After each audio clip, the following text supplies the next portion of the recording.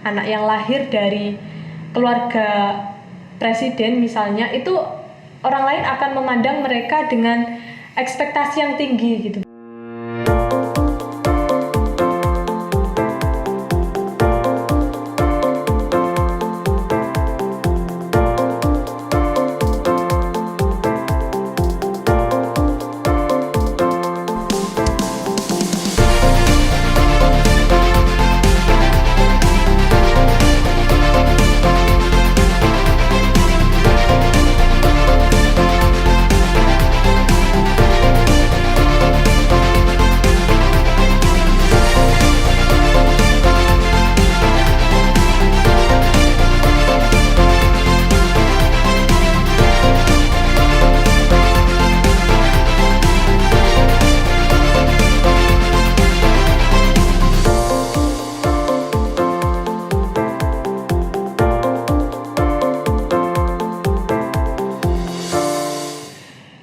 Assalamualaikum warahmatullahi wabarakatuh. Halo teman-teman semua, kembali lagi di Student Podcasting Universitas Negeri Malang. Oke, hari ini podcasting kita akan menjelaskan tentang hakikat tugas perkembangan setiap periodisasi perkembangan peserta didik.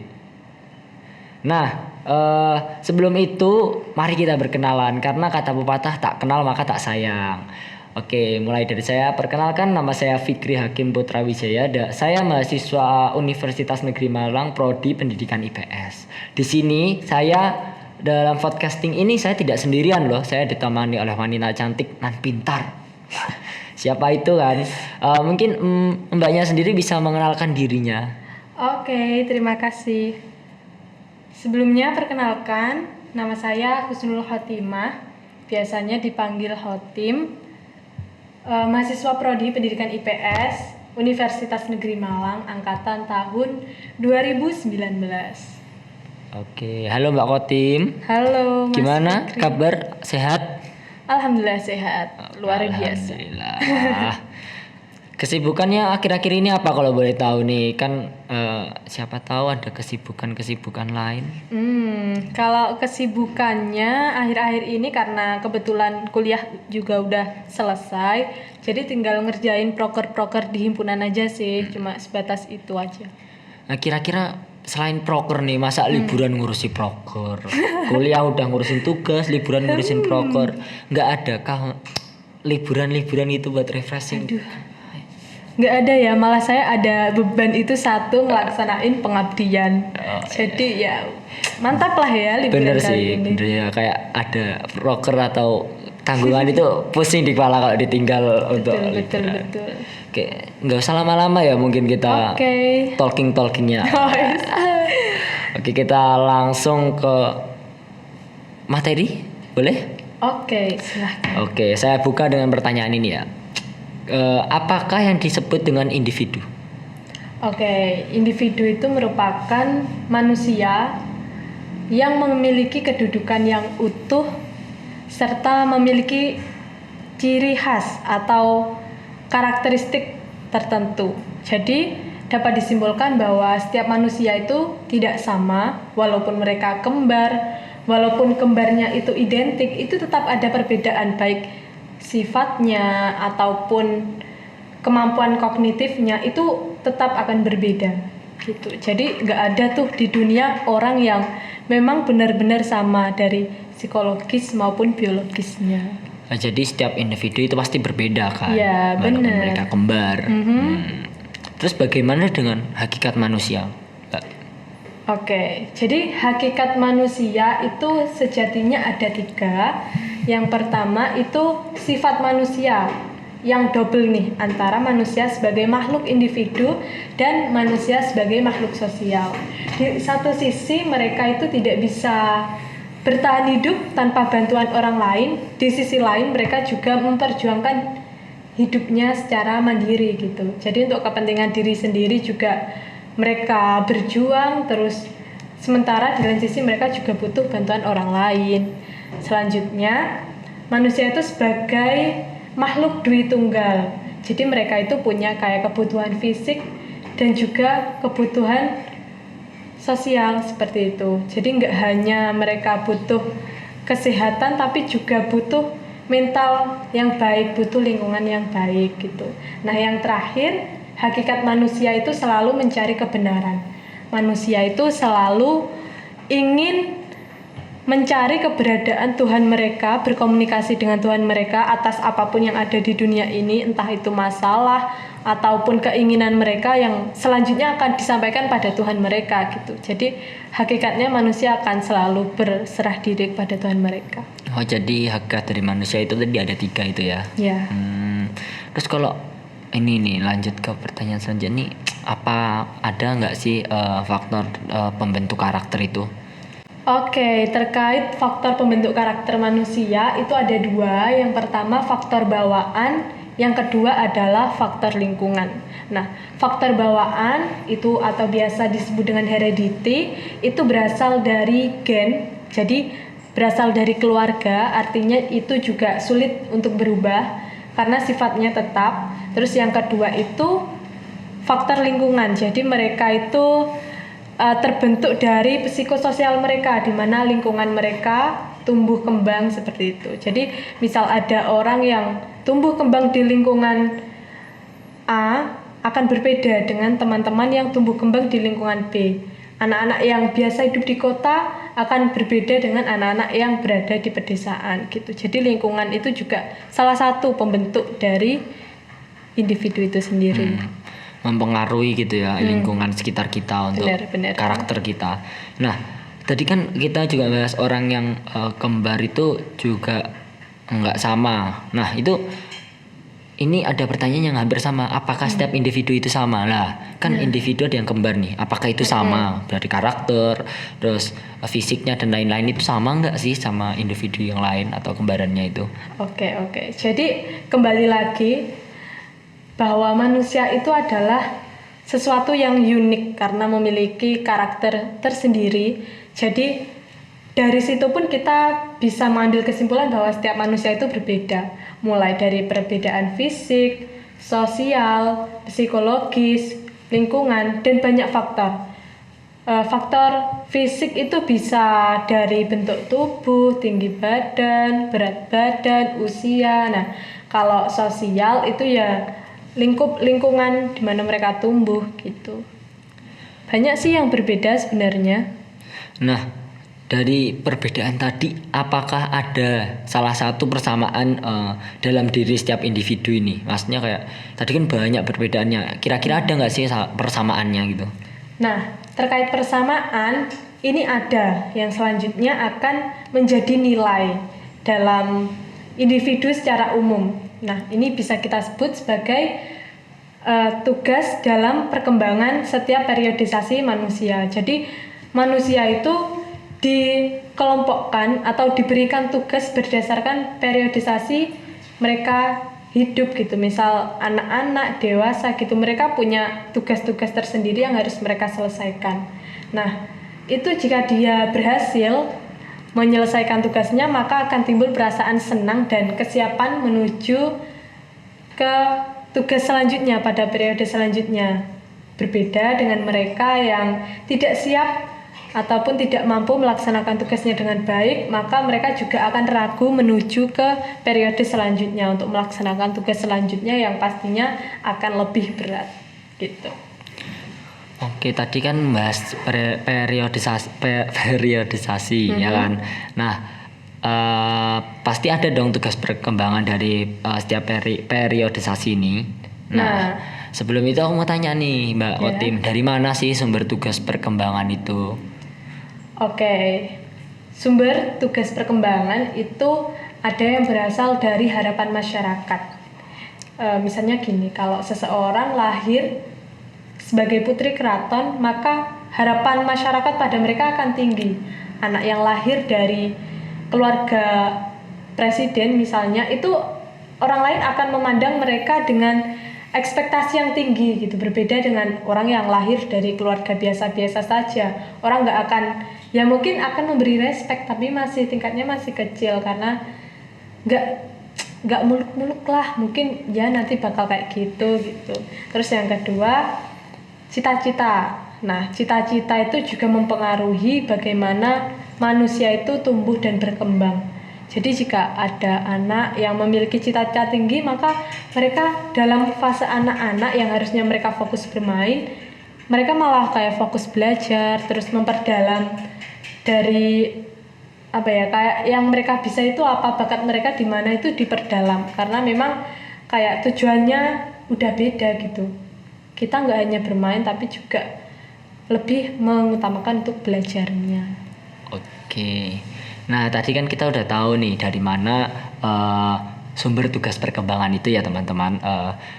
Setelah itu apa saja periodisasi perkembangan ini Mbak Wating?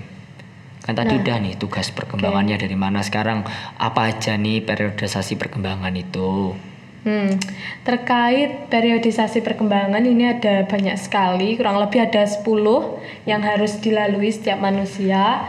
Yang pertama itu masa prenatal, di mana dimulai dari mereka berada dalam kandungan sampai mereka lahir di dunia. Terus yang kedua ada neonates, itu di mana mereka setelah lahir sampai kurun waktu 2 minggu. Nah, setelah itu ada masa bayi, itu mereka umur 2 minggu sampai mereka umur 2 tahun. Setelah itu ada masa kanak-kanak, itu umur 2 tahun sampai 6 tahun. Nah, setelah itu akan ada masa prapubertas. Akan dialami anak-anak kurun waktu 10 sampai 13 tahun. Selanjutnya ada masa remaja awal, itu umur 13 tahun sampai 17 tahun. Selanjutnya ada remaja akhir, itu umur 17 sampai 21. Dilanjutkan lagi dengan dewasa awal, umur 21 sampai 40. Terus dewasa akhir umur 40 sampai 60. Selanjutnya adalah masa tua, itu umur 60 sampai meninggal. Jadi ada ya kurang lebih 9 atau 10 gitu. Oke. Jadi banyak sekali ya untuk periodisasi perkembangan ini dari kita di kandungan sampai kita masa akhir ya. Terus pasti dalam perkembangan periodisasi ini memiliki tugas yang berbeda-beda dong. Iya, pasti. Pasti dong. Nah, kita mulai dari ini deh. Yang pertama dulu, tugas dari perkembangan saat bayi. Bagaimana sih? Nah, terkait tugas perkembangan saat mereka bayi itu kurang lebih ada 3 ya yang dapat aku sampaikan pada hari ini. Yang pertama, mereka akan belajar untuk makan makanan yang padat. Jadi mereka yang terbiasa untuk minum ASI sebagai kayak tenaga mereka nanti, itu mereka harus belajar makan makanan padat seperti makanan pendamping ASI atau enggak gitu biskuit ya, semacam itulah ya. Terus yang kedua, mereka akan belajar untuk berjalan. Nah, mereka itu berjalan itu ya ada fasenya gitu, dari mereka merangkak, terus belajar berdiri, terus pegangan, melangkah, hingga akhirnya mereka berhasil untuk berjalan. Nah, selanjutnya mereka juga akan belajar untuk berbicara. Nah, mereka berbicara itu biasanya dengan kosakata yang awalnya itu sulit dipahami, terus lama-kelamaan mereka akan dapat berbicara sesuai dengan kebiasaan mereka. Apa yang mereka sering dengar itu akan mereka coba ucapkan, dan itu merupakan awal dari mereka dapat berbicara, seperti kayak bilang mama, papa atau sebagainya gitu. Pokoknya yang sering disampaikan oleh orang tua mereka atau pengasuh mereka gitu. Oke, terus ini mesti dari teman-teman nih ada yang pertanyaan ini yang akan saya tanyakan selanjutnya ini mesti pernah ada pikiran teman-teman, pasti itu ada. Nah, ini mengapa sih Mbak Watim bayi menangis ketika lahir di dunia? Kenapa nggak melakukan yang lain kayak menyanyi, menari atau apapun itu selain menangis itu? Apakah ada hubungannya dengan tugas perkembangan bayi sendiri? Oke, jadi bayi menangis itu ada tujuan dan maknanya tersendiri. Bayi menangis itu simpelnya itu sebagai tanda bahwa mereka dalam keadaan sehat gitu. Jadi pada saat mereka menangis, untuk awalnya mereka itu merasakan udara, oksigen yang masuk melalui lubang hidung lalu menuju ke pita suara. Nah, karena oksigen yang masuk, jadi pita suara mereka bergetar. Makanya kalau bayi nangis pas awal-awal kan pasti suaranya bergetar gitu, nggak mulus, nggak tenang gitu ya. Nah selanjutnya, kalau kenapa mereka kok menangis, apakah ada tujuannya? Itu ternyata ada. Bayi itu menangis tujuannya agar paru-paru dapat memompa oksigen ke seluruh tubuh. Selanjutnya, kalau maknanya sendiri, kenapa kok bayi menangis? Itu karena mereka kehilangan keadaan di mana mereka dalam kandungan dulu yang tenang, Nyaman gitu nyaman, ia merasa terlindungi. Dan saat mereka lahir, mereka menghadapi dunia yang seperti ini, yang ya. Penuh tipu. iya, yang berisik juga kan nggak setenang saat mereka dalam kandungan gitu. Jadi kayak kalau kita belajar IPS itu kayak culture shock. Iya benar. Ya seperti itu. Jadi masih kayak kaget dan ekspresi mereka ya dengan menangis itu. Jadi itu wajar ya bagi bayi, malah kalau nangis itu malah wajar ya, kalau nggak nangis yang nggak wajar kalau nggak salah itu. Kalau nggak nangis itu malah bahaya, biasanya malah ada kayak penyakit bawaan gitu yang malah bisa menyebabkan kematian. Makanya kalau bayi habis dilahirkan itu kok malah nggak nangis, itu biasanya langsung mendapatkan perawatan yang lebih intensif. Oke. Gitu. Nah terus kan tadi sudah nih perkembangan dari bayi, kan dari bayi kita pasti akan tumbuh menjadi seorang anak. Nah seorang anak itu tugas perkembangannya seperti apa sih Mbak Khotim? Oke, tugas perkembangan seorang anak itu juga banyak sekali, diantaranya yang awal-awal aja ya, mereka akan mencoba memaksimalkan fisik mereka. Bisa, contoh simpelnya bisa dengan bermain, seperti kayak permainan tradisional dulu. Kan kebanyakan kalau permainan tradisional dulu kan mengutamakan kekuatan fisik ya. Nah itu sebenarnya juga berguna untuk tumbuh kembang mereka, kekuatan otot mereka, kekuatan tulang mereka gitu. Tapi sayangnya sekarang itu anak-anak lebih condong memakai gawai mereka sebagai media bermain daripada permainan tradisional yang seperti dulu, yang dapat mengasah kognitif dan lain sebagainya. Nah, selain itu mereka juga akan mencoba atau diharuskan untuk bisa membaca, menulis, dan berhitung agar bisa berpartisipasi dalam masyarakat gitu. Jadi kalau anak-anak karena memori mereka masih kuat, itu malah seharusnya dimaksimalkan dalam proses pembelajarannya agar ya dapat maksimal akhirnya gitu. Karena pas waktu itu mereka mempunyai ingatan yang sangat kuat. Jadi harus maksimal belajarnya. Betul sekali. Adik saya ini masih kecil, saya ajak main selebor Pak Haji, bahkan bubur nggak tahu lah. Main bentengan nggak tahu. Iya, emang udah jarang ya kalau anak sekarang main seperti itu. Bukan nggak ada loh ya, jarang. Ada masihan tapi dikit yang main kayak gitu. Nah selanjutnya bagaimana habis anak-anak kan kita tumbuh nih menjadi remaja dong. Yeah. Nah bagaimana tugas perkembangan dari remaja sendiri Mbak Khotim? Oke. Remaja itu biasanya fase-fase di mana kita mengalami gejolak akan menemukan jati diri. Makanya kadang ada yang kayak nakal, ada yang ya cuma diam, stagnan gitu, nggak ngapa-ngapain. Itu cara ekspresi mereka untuk menemukan jati diri. Karena memang salah satu tugas perkembangan bagi remaja itu mereka menemukan peran mereka entah sebagai pria maupun wanita. Jadi dalam proses menemukan jati diri itu akan beragam ekspresi yang kita temukan. Jadi kita nggak boleh ngejudge anak kecil yang masih nakal-nakalnya dengan perkataan yang buruk ya. Memang itu proses mereka, kita nggak bisa mengadili dengan seenaknya gitu. Selanjutnya mereka juga akan mulai memikirkan terkait ekonomi ataupun karir mereka ke depannya. Jadi pengen jadi apa itu udah mulai terfikirkan dan terencana lah saat remaja itu. Jadi mereka dapat kayak menyusun strategi, mulai mengembangkan diri sesuai passion dan lain sebagainya. Gitu. Jadi kayak masa remaja ini kayak merancang untuk kedepannya ya. Benar.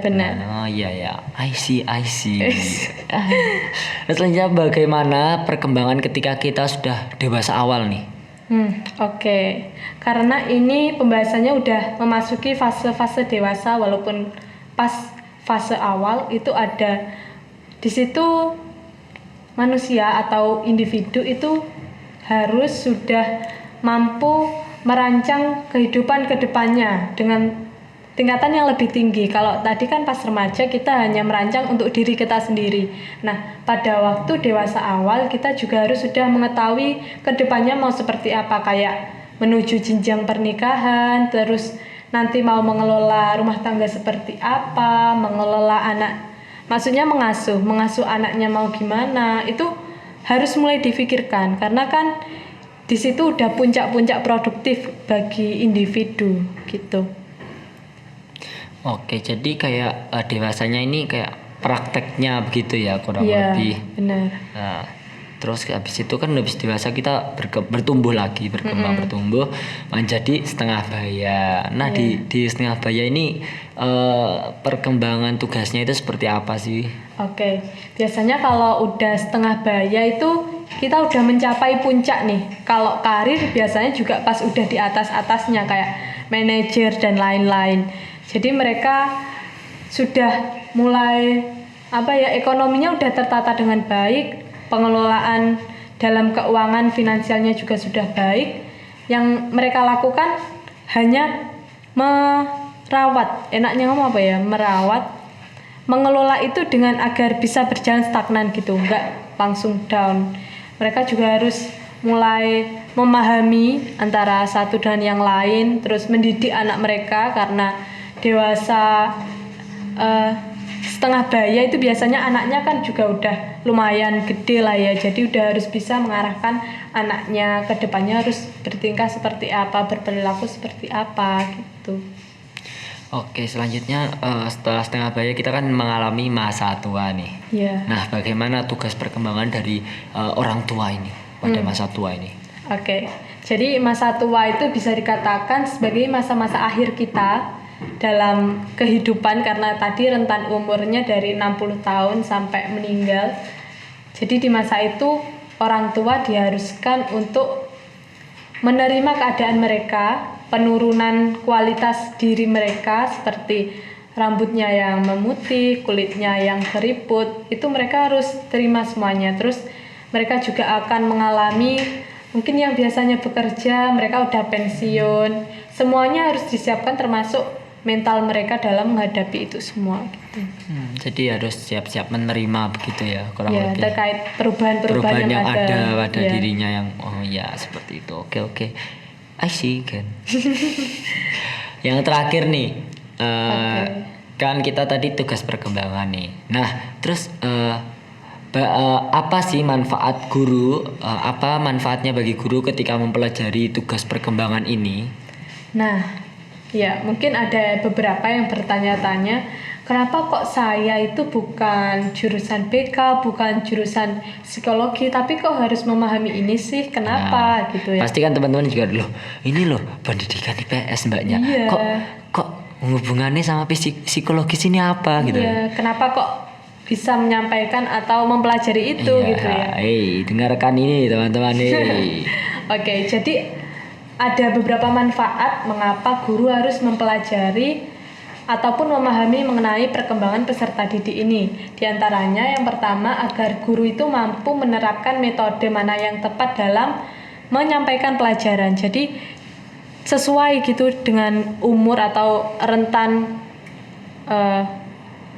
umur dari peserta didiknya. Misal mengajar anak SMA, mengajar anak SMP itu kan treatmentnya berbeda ya. Jadi jika guru memahami hal tersebut, maka ya insya Allah proses belajar mengajar akan berjalan dengan baik karena mereka menerima pembelajaran dengan metode yang tepat gitu. Selanjutnya, dengan guru mengetahui mengenai tugas perkembangan peserta didik, maka secara tidak langsung mereka akan mengobservasi peserta didik mereka, kira-kira ada yang mengalami kendala nggak ya dalam melaksanakan tugas perkembangan. Nah, jika ada maka bisa dideteksi lebih dini gitu, sehingga nanti akan dicarikan penyelesaiannya, sehingga nanti setiap individu ataupun peserta didik dapat melaksanakan tugas perkembangannya dengan baik gitu. Oke, jadi gitu teman-teman. Ini sangat bermanfaat bagi guru manapun, entah itu guru IPS, Iya. guru BK atau guru olahraga, kesenian. Ini sangat bermanfaat bagi guru karena dengan mempelajari tugas perkembangan nanti mereka dapat menyusun strategi pembelajaran Iya, seperti itu ya, Mbak. benar. Seperti itu teman-teman ya. Oke, terima kasih atas penjabaran materinya Mbak Oke, Fatin. sama-sama, Ini Mas Fikri. materi ini sangat bermanfaat, penjelasannya sangat satset. Aduh. Tetapi karena keterbatasan waktu yang ada, kita harus undur diri dahulu. Oke, demikian teman-teman materi tentang hakikat tugas perkembangan setiap periodisasi perkembangan peserta didik. Bila kami ada salah atau kurangnya mohon maaf sebesar-besarnya. Wassalamualaikum warahmatullahi wabarakatuh.